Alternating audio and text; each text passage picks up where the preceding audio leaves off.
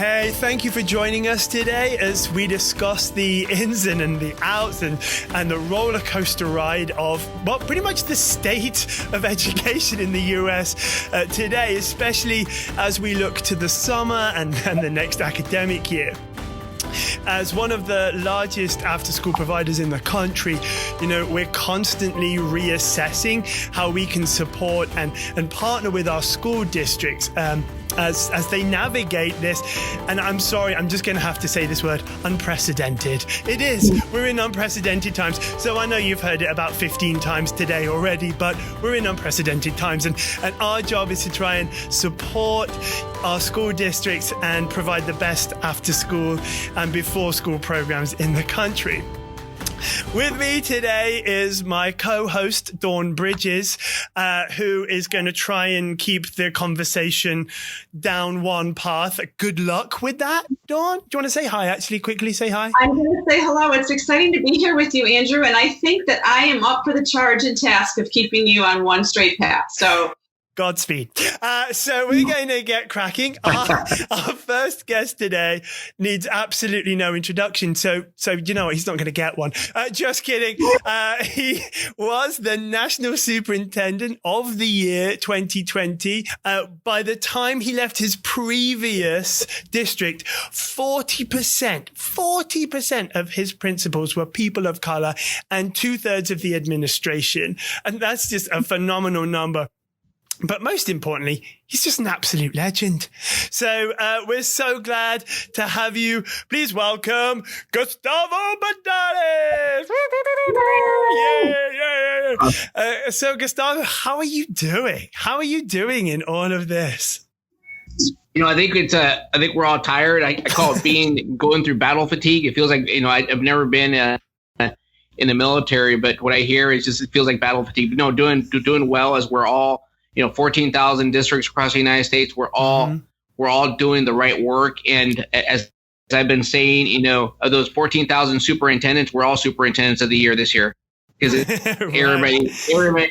everybody needs that honor because we're all doing the best we can. Oh my goodness, right? Yeah, and it's constantly changing, isn't it? And it is unprecedented. We're just going through this, trying to make the best of it. So we're going to talk today a bit about systems and people and how this idea that these two things that, we would usually consider kind of different actually work so well together, and they need to work so well together. So kind of like you and I, right, Andrew? Like we work so well together, right? Yes, but we have no systems. Just kidding. We have tons of systems. But we just want to know, what has been your process so far in navigating the pandemic? What has Edmonds been doing to try and get to grips with what's going on in the world? Well, like every district has been, we've had and I know there's another P word, the pivot. Everybody's had a pivot, right? Everybody's had a pivot during the pandemic, and it's and we've really had to really ensure that we have meet the needs of our kids. But what the pandemic's really caused is really to spotlight the inequities that have always been present outside of our school walls that weren't inside our brick and mortar. So it should really put a spotlight regarding the connectivity. And I truly believe that broadband is basic education, and that's something that we should all fight for at a federal level. Because again, we just expect kids to be able to get logged on and do A, B, and C as homework. And kids, we've gotten to know that we didn't have that access. So we've had to really work hard to provide kids that ability. And even now, we're seeing some issues because, again, we have all our kids with broadband, but there's connectivity issues because of multiple kids in a household all battling for the same service. So it's again, we still need to continue to work through that. Another thing that we've had to do is really just accumulate a lot more technology and train staff in technology very, very quickly. And that's an opportunity. It's an opportunity for us because I think for us, the use of technology in the future, this has really changed the way we're going to do our business. I truly don't think we're going to go back to the way it was. I think this is just an opportunity for us to grow and have more blended classroom space. And that's exciting. And also the ability to be able to train staff because we had to, and now staff are more familiar and more accustomed to working on an online platform. I think that's phenomenal as well. Oh my goodness. We hit the nail on the head with saying the word opportunity. That's what I was waiting for. And you said it, because you're right. The landscaping of education really at this time is pivotal in moving this in the right direction. So yes, thank you. Right. Yep. Yeah. And so what are the areas that you're focusing on in preparation for next year? Well, the summer first, because we've got the summer first, and then next year. What are you guys focusing in on? You know what our focus is really on social emotional care for just not our kids, but our staff, because it's been a trauma. This is one of those ACE events that you hear about. This has actually caused a trauma for our community, and making sure that we're taking mental care of our kiddos. I mean, these are our youngest, and also our staff, because no one signed up to do this. Kids didn't sign up to do this, teachers, nor did parents. And parents have had to become teachers very quickly at home. It's dealing with the social emotional needs of our community. What I've said to folks is I want to finish with the kids that I started with in September and June. That's my number one goal. That's my number one goal. Just get them across the finish line and make sure they're getting taken care of mentally, physically. And we've done a great job of that in terms of the system, but also making sure that, again, we know there's learning loss. Make sure that we limit the learning loss, and also start planning for the future. You mentioned summer school, just summer extensions, and also interventions next year to make up for the learning loss that is taking place across all the levels. And across the U.S., I heard a statistic from another meeting I was in last week. 3 million kids are unaccounted for. 3 million kids. So, where are these kids? They're not in our schools. Maybe they're being homeschooled. Again, there's been a lot of there's a heavy impact on our students, and we need to make sure that we do the best we can to mitigate any loss that we have. But number one, making sure that they're taken care of just emotionally, because we know that there is a need. And again, there's higher levels of suicidal ideation, depression. We know that because that's the research, and I see that here in my community. So we need to make sure that we connect kids, and we're trying to do that right now with reentry of hubs. We're starting sports here next week in terms of some conditioning here at Edmonds, and just getting back to some level of normal. Kids just want to go back to just some level of normal, right? Oh my gosh, right. Yeah. So as we kind of think about, and we consider normal as, being in person, like, schools as they were, right? And of course now we've got the addition of technology that's kind of coming in. But what are you prioritizing as you guys plan for kids coming back in person? So we're prioritizing our kids furthest from educational justice, meaning the kids most in need. And we started off with in different phases, but our first phase is really working with our kids most in need that are in special programs. Deaf or hard of hearing, visually impaired, our developmental kindergarten, intensive support kids. Those are the kids that are in building right now in small groups of small pods. And we also had a hub for our kids that are unhoused. That are currently serving 25 to 30 kids every day in a hub model where there's food, washer and dryer, it's internet service. So there's somewhere where these kids that are unhoused are able to go and actually, again, do their work, because it's again, going back to basic ed. It's people forget that for example, in my last district we had 1,600 kids that qualified for McKinney Mental Services, which are kids that again are homeless. Right. So in here, I think we under-identify in this district. I think we have roughly 700 kids or so here. I think we under-identify here. So there's a lot of kids don't have a home. So, and without school, where are they doing their schoolwork? Right? So making sure basic needs. So that's what we're focusing on now, and also looking at trying to bring back some of our youngest learners, our kindergarten, first and second grade. That's a lot of the districts around the Seattle area where I'm at.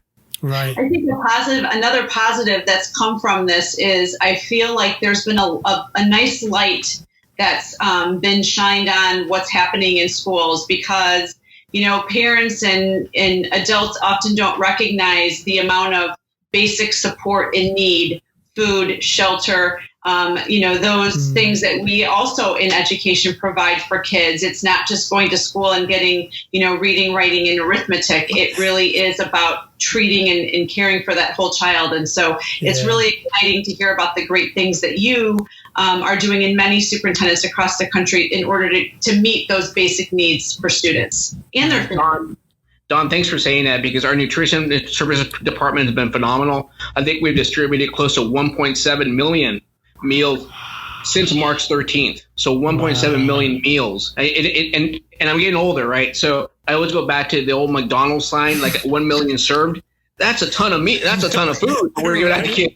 And again, so just kudos to all the support departments that are support and our broader community, because it's just not us. I think what this has done, and I appreciate the word opportunity, Don, because that is absolutely right. It's an opportunity. It's built more bridges with collaborators in our community to do the right thing, including Right at School. Our childcare providers for our families, for example, have been instrumental in supporting our community. So we've come together as a community with partners to ensure we're meeting the needs of just not only the kids, but the broader community. Right.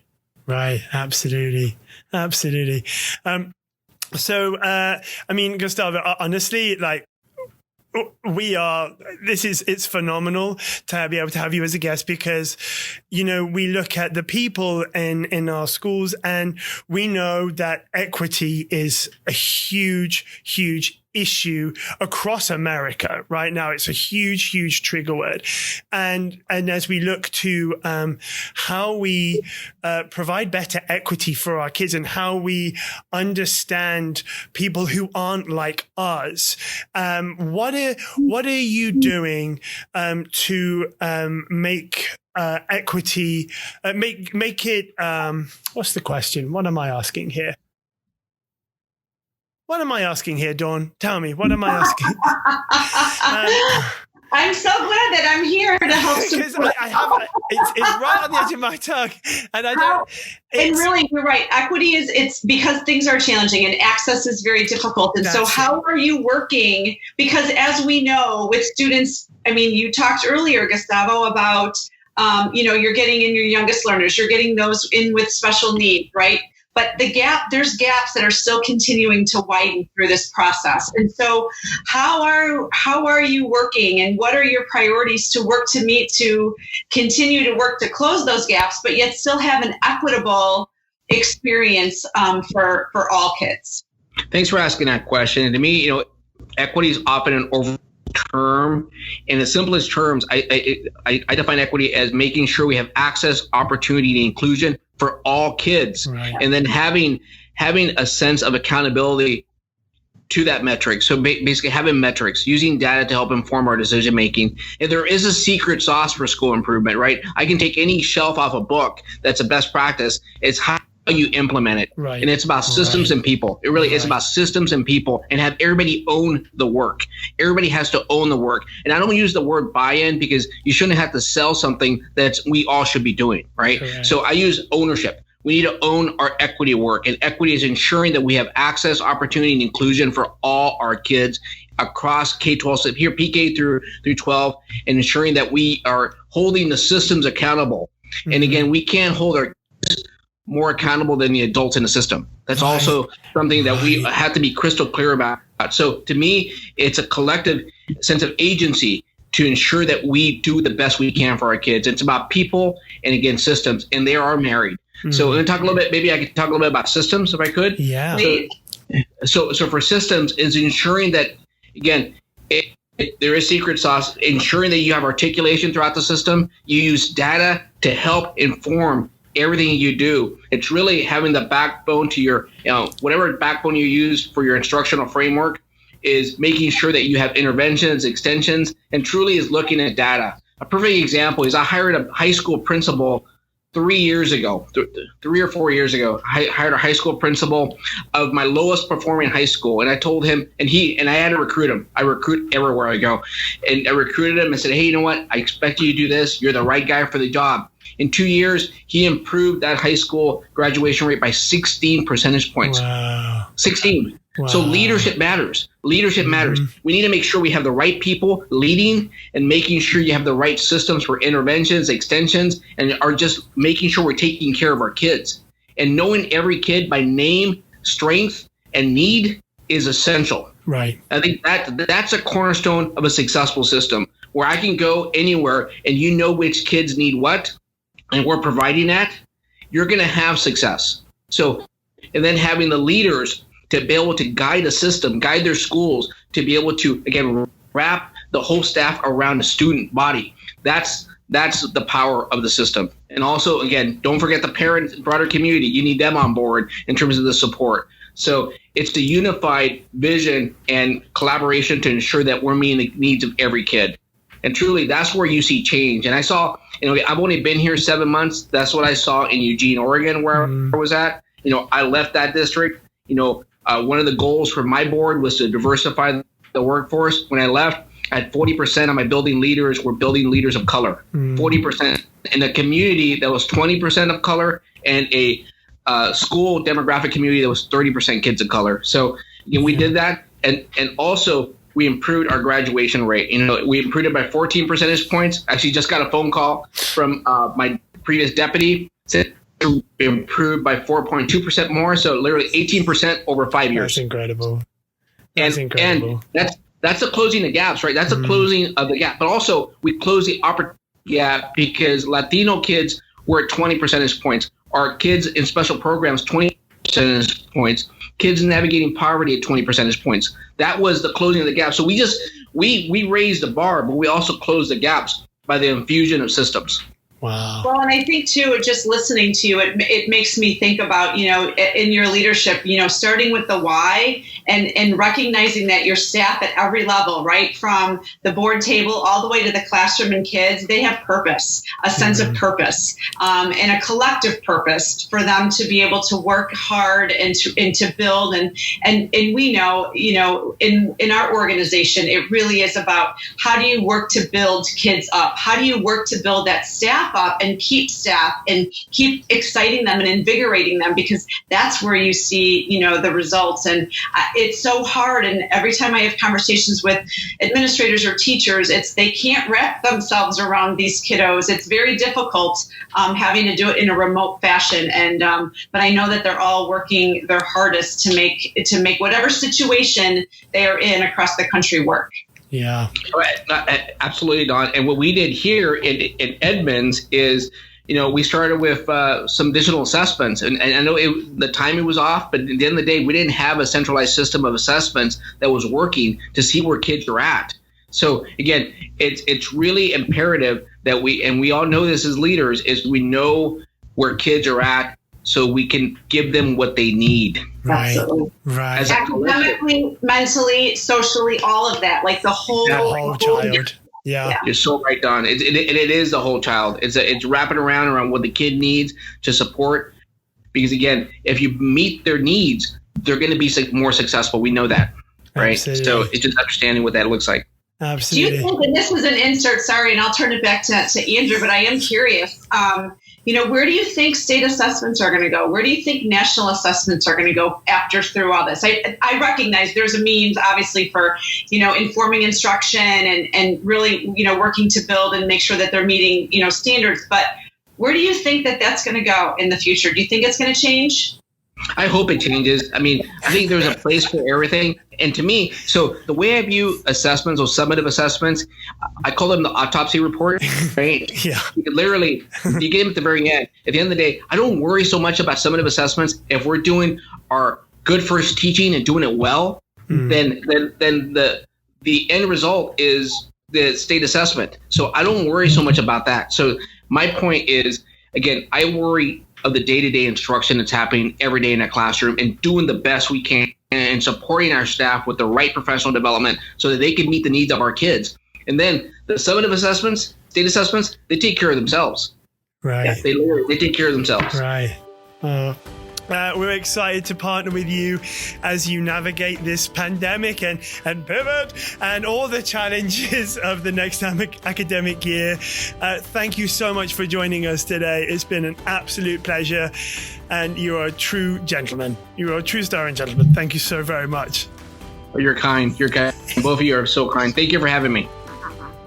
We wish you all the best this next school year, or the rest of the school year, and in the summer and next fall as well. Yeah. Thank you. Yeah. Thanks, Don. Thank you. Thank you, Andrew. Thank you. So Join us next time as we continue to talk about what challenges this pandemic is bringing to school districts across the country. Stay tuned.